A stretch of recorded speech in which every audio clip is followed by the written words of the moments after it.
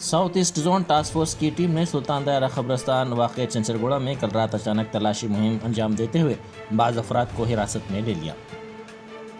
Police के मुताबिक मज़कूरा नौजवानों पर इल्ज़ाम है कि वहाँ तक कब्रस्तान में शराब नोशी कर रहे थे। इसी दौरान पुलिस ने 19 साल तालिब इल्म चंदू साकिन गांधीनगर खैरताबाद, 37 साल मोहम्मद सादिक साकिन कुरमागुड़ा को हिरासत में ले लिया।